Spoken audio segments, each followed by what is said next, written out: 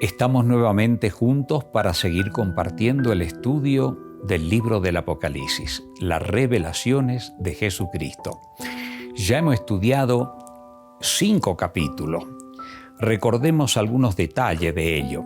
Por ejemplo, en el capítulo 1 vimos una revelación de Jesucristo, un cuadro de su gloria, cómo el sacrificio era el sacrificio pleno y suficiente y como el que camina en todas las dispensaciones de la historia con su iglesia. En el capítulo 2 hemos mostrado, ¿verdad?, el interés de Él por su iglesia a través del tiempo, reprochándole con amor sus errores y apostasía y fortaleciendo a los que perseveraban en fidelidad y fuerza y vigor, ¿verdad?, haciéndolos lógicamente firmes frente a la lucha que tenían que vivir. En el capítulo 3, exaltando la venida de Él y comprometiéndonos, si somos leales y fieles, para compartir con Él el trono junto con todos los redimidos. En el capítulo 4 y 5 mostramos la sala del trono donde reina el Padre Eterno y Jesús como el Cordero inmolado y el centro de toda adoración. Hoy vamos a estudiar junto el capítulo 12 del Apocalipsis. El capítulo 6 al 11 lo vamos a ir analizando después, porque allí también tenemos que ver los 7 sellos y vamos a ver también las 7 trompetas. Ya hemos visto las 7 iglesias. En los 7 sellos vamos a ver similitud de todo lo que pasó en ese periodo histórico, pero con algunos detalles diferentes. En las 7 iglesias hemos visto la relación interna de la iglesia, la corrección que Dios le daba, la motivación cuando eran fieles, el ánimo para seguir adelante frente a las luchas y a las pruebas. En el tema de los 7 sellos vamos a ver la relación de la iglesia con el mundo exterior. Y cuando estudiemos las 7 trompetas, vamos a ver también los poderes que se levantaron en la tierra, históricos también, por medio de los cuales Dios también de alguna manera corrigió a aquellos poderes que perseguían a los hijos de Dios fieles. Así que todo eso lo vamos a ver después. Pero vamos a ir ahora al capítulo 12 del Apocalipsis. Es el capítulo que más historia encierra en la Biblia. ¿Qué vamos a ver en ese capítulo? Bueno, como la Biblia y el Apocalipsis trabaja sobre clima y reclima, vamos a ir viendo en primer lugar cómo quedó organizada la iglesia cristiana, ¿verdad?, en la llegada del Mesías Redentor. Vamos a ver la ira del dragón contra el Mesías que iban a hacer. Vamos a ver de paso cómo se llevó a cabo la gran batalla en el cielo cuando Luzbel fue expulsado de allí con sus ángeles. Vamos a ver también cómo Jesús lo derrota en el Calvario y vamos a ver también cómo el dragón se llenó de ira contra la iglesia, que es lo que hemos estudiado durante las 7 iglesias, pero ahora lo vamos a ver también cuando estudiemos Apocalipsis 12, cómo se iba a formar ese sistema, igual que lo explica Daniel capítulo 7, cómo se iba a corromper en Roma, ¿verdad?, la fe pura de la iglesia apostólica primitiva, y todo eso lo vamos a ver al estudiar estos capítulos. Así que vamos a comenzar leyendo los primeros versículos del capítulo 12. Dice allí desde el verso 1, apareció en el cielo una gran señal, una mujer vestida del sol con la luna debajo de sus pies y sobre su cabeza una corona de 2 estrellas, y estando encinta clamaba con dolores de parto en la angustia del alumbramiento. ¿Qué significa acá esta mujer que aparece acá vestida del sol con la luna debajo de sus pies? Inclusive más, el verso 3 dice, también apareció otra señal en el cielo. He aquí un gran dragón escarlata que tenía 7 cabezas y 10 cuernos y en su cabeza 7 diademas. ¿Qué quería hacer este dragón? Vamos a ver cuando estudiemos los otros versículos lo que iba a hacer. Pero qué interesante que esta mujer que aparece acá y este dragón que en el versículo 9 se le llama, fue lanzado fuera el gran dragón, la serpiente antigua que se llama Diablo y Satanás. ¿Por qué? Cuando nosotros vamos al libro del Génesis, Allí nomás en el capítulo 3, después de la caída de nuestros padres, cuando Dios tiene que reflexionarlo y mostrarle el castigo que vendría sobre ellos, por supuesto Dios también muestra el castigo que vendría sobre Satanás y sus ángeles. Y entonces leemos ahí desde el versículo 14, dice, y Jehová dijo a la serpiente. Cuando dice esto acá, no se refiere solo al animalito, que fue el instrumento que el diablo usó para engañar en esa sesión espiritista allí en el Edén. Se está refiriendo a Satanás mismo. Por eso se llama la serpiente antigua, ahí en Apocalipsis.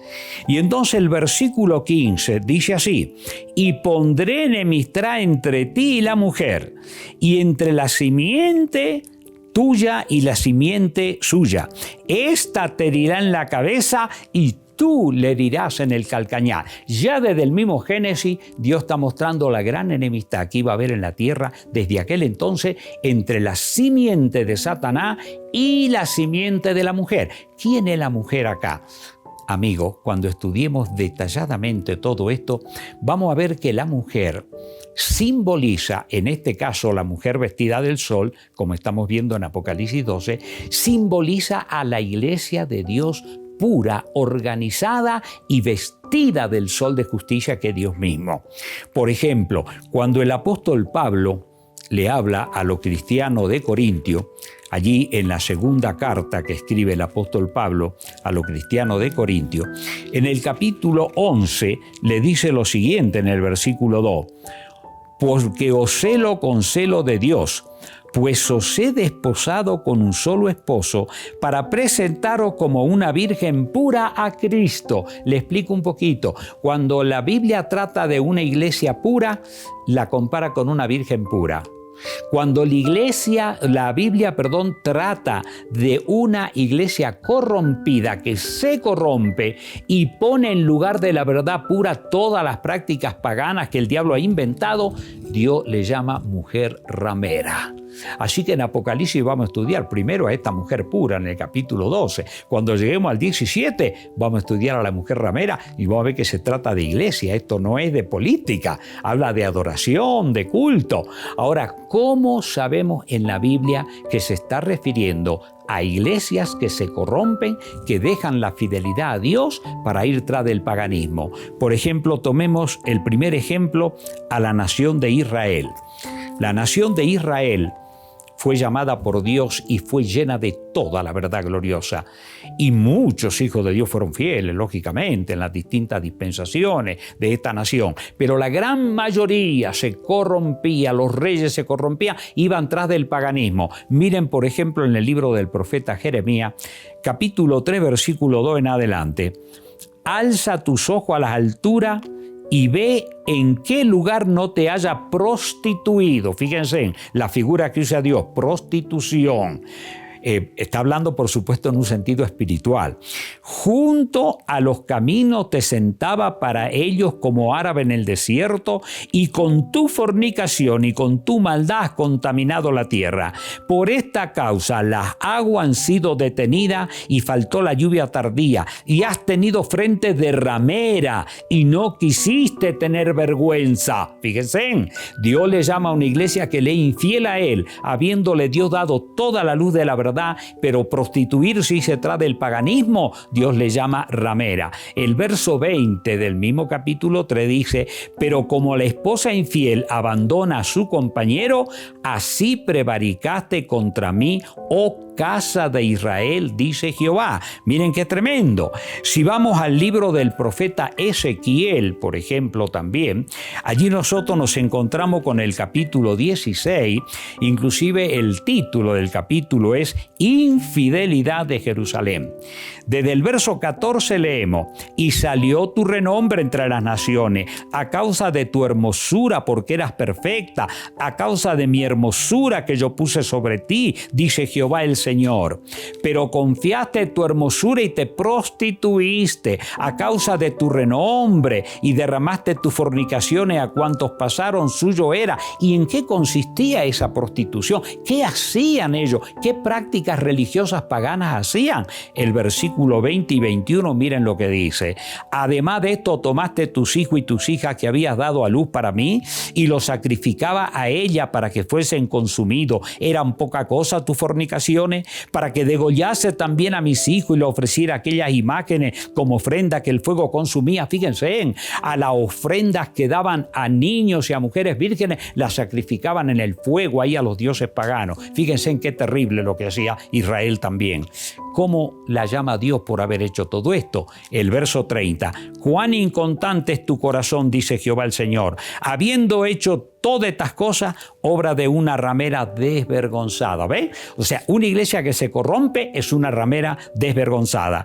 Pero volviendo a Apocalipsis, acá está hablando de una iglesia pura. Una mujer, dice, vestida del sol con una corona de 12 estrellas y la luna debajo de sus pies. ¿Qué significa la luna debajo de sus pies? La luna era, la mujer está representando a la iglesia que aguardaba la llegada del Mesías Redentor. El que iba a nacer ahí estaba con angustia de dolores de parto, era la llegada del Mesías que ya llegaba. Y entonces la iglesia aguardaba ese momento, pero Dios la reviste con el sol. ¿Por qué razón? ¿Qué significa el sol?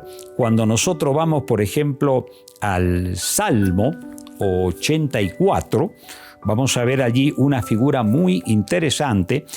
Dice el versículo 11, porque sol y escudo es Jehová Dios, gracia y gloria dará Jehová, no quitará el bien a los que andan en integridad. O sea, ¿por qué está vestida del sol esta mujer? En distintas partes de la Biblia se usa esa figura para mostrar cómo Dios revestiría a sus hijos, ¿verdad? Cuando ellos son fieles. Por ejemplo, en Malaquías también, el capítulo 4, el versículo 2 dice, y vosotros los que teméis mi nombre, nacerá el sol de justicia y en sus alas traerá salvación y saldréis y saltaréis como berceros de la manada. El sol de justicia es una figura de Cristo. Así que la iglesia está revestida de la gloria de Dios porque el Mesías Redentor iba a nacer. La luna debajo de sus pies que menciona allí Apocalipsis 12 está representando a la era mosaica que acababa de pasar. O sea, todos los símbolos y la figura del santuario terrenal era una figura de Cristo. Cuando ya Cristo aparece en el escenario histórico, ya terminan prácticamente cuando Él muere en el Calvario. Por eso Juan el Bautista, cuando lo ve a Jesús que venía, dice ahí el Cordero de Dios que quita el pecado del mundo. Y cuando Jesús murió en el Calvario, ya terminaron todos los sacrificios. Esa es la luna. Y los 12, estrellas en la corona está representando a los 12 apóstoles. ¿Cómo iba a quedar organizada la iglesia? Miren, en Israel Dios usó a 12 profetas, ¿verdad? Ahí estaban los hombres que manejaban, ¿verdad?, el sacerdocio en Israel, las 12 tribus de Israel, los 12 patriarcas, digamos así, y en el Nuevo Testamento habla de los 12 apóstoles. O sea, cuando Dios vuelva a organizar la tierra, cuando Jesús vuelva, cuando termine el dolor, la miseria y la nueva Jerusalén descienda acá a la tierra, ¿cómo va a ser la ciudad santa, la nueva Jerusalén? Fíjense en qué interesante cómo explica la Sagrada Escritura esto. Por ejemplo, en el capítulo 21, leemos desde el versículo 10 en adelante, y me llevó en el espíritu a un monte grande y alto y me mostró la gran ciudad santa de Jerusalén que descendía del cielo de Dios, teniendo la gloria de Dios y su fulgor era semejante al de una piedra preciosísima, como piedra de jaspe, diáfana como el cristal. Tenía un muro grande y alto con 12 puertas y las puertas 12 ángeles y nombre escrito que son las de los 12 tribus de los hijos de Israel. Fíjense, cuando estudiemos los 144,000 vamos a ver por qué se presenta a las 12 tribus de Israel, porque ellos son una especie de microcosmos de los caracteres que todos debemos tener, porque las 12 puertas de la Nueva Jerusalén tienen los nombres de los 12 patriarcas, y cuando estudiamos la vida de ellos nos vamos dando cuenta cuál era la característica de cada uno de ellos para nosotros también, identificando comportándonos, ya sea con Rubén o con Neftalí o con Zabulón, vamos a tener que ir cambiando nuestro carácter para entrar por una de las puertas de la Nueva Jerusalén. ¿Y cuáles eran los cimientos de la Nueva Jerusalén? Fíjense en lo que dice el versículo 14. Y el muro de la ciudad tenía 12 cimientos y sobre ellos los 12 nombres de los 12 apóstoles del Cordero. Por eso acá la mujer aparece con la corona de 12, que como iba a quedar organizada la iglesia, pero se la habla de las dos maneras, del momento que nacería el Mesías y del momento que la iglesia quedaría organizada. Pero volviendo acá al capítulo 12, dice allí también el versículo, ¿verdad?, desde el 3 que hemos leído: también apareció otra señal en el cielo. He aquí un gran dragón escarlata que tenía 7 cabezas y 10 cuernos, y en sus cabezas 7 diademas, y su cola arrastraba la tercera parte de la estrella del cielo, y la arrojó sobre la tierra, y el dragón se paró frente a la mujer que estaba para dar a luz, a fin de devorar a su hijo tan pronto como naciese. Y ella dio a luz un hijo varón, que regirá con vara de hierro todas las naciones, y su hijo fue arrebatado para Dios y su trono. ¿Quién está hablando acá? Fíjense en el dragón, Satanás, se paró para devorar a Cristo. Ahora, ¿cómo lo hizo Satanás? Saben, Satanás en esta tierra es como un submarino. Y los periscopios que salen a la superficie son los poderes políticos o religiosos por los medios de los cuales él obra. Amigos queridos, en esta tierra, el rey o el presidente o el monarca o el religioso que haga la voluntad de Dios va a representar a Dios en toda su forma como está en su palabra.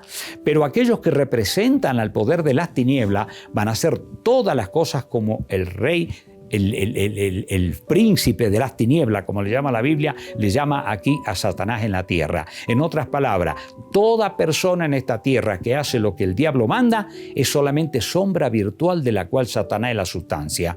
Y entonces, ¿a través de quién el diablo intentó matar a Jesús? Fue el rey Herodes. El rey Herodes, cuando llegan los magos y dice: ¿dónde está el rey que ha nacido? Los reyes de Oriente. Y Herodes dijo: ¿qué rey? Acá no hay más rey que yo. A ver, vayan y véanlo y después me avisa. Pero el ángel le dijo a los magos que se vayan. Y los magos trajeron los tesoros para darle a José y a María el tiempo que ellos tenían que ir finalmente a Egipto, ¿verdad?, para protegerlo de la ira del dragón. ¿Y qué dice la palabra de Dios que ocurrió? Aquel hombre prácticamente, ¿verdad?, aquel monarca, ¿verdad?, Herodes, lleno de ira, motivado lógicamente por el príncipe de la tiniebla, mandó que se matara al Señor Jesucristo. Miren lo que dice el Evangelio de Mateo, capítulo 2, después que los magos, por supuesto, no volvieron a él. Versículo 13 en adelante. Después que partieron ellos, he aquí un ángel del Señor apareció en sueño a José y dijo: levántate, toma al niño y a su madre y huye a Egipto y permanece allá hasta que yo te diga, porque acontecerá que Herodes buscará al niño para matarlo. Y él, despertando, tomó de noche al niño y a su madre y se fue a Egipto. Y estuvo allí hasta la muerte de Herodes, para que se cumpliese lo que dijo el Señor por medio del profeta, cuando dijo: de Egipto llamé a mi hijo. Herodes entonces, cuando se vio burlado por los magos, se enojó mucho y mandó a matar a todos los niños menores de 2 años que había en Belén y en todo su alrededor, conforme al tiempo que había inquirido de los magos. Entonces se cumplió lo que fue dicho por el profeta Jeremías, cuando dijo: voz fue oída en Ramá, grande lamentación, lloro y gemido, Raquel que llora a sus hijos y no quiso ser consolado porque perecieron. Pero mis amigos queridos, esos niñitos que murieron son mártires de Jesús.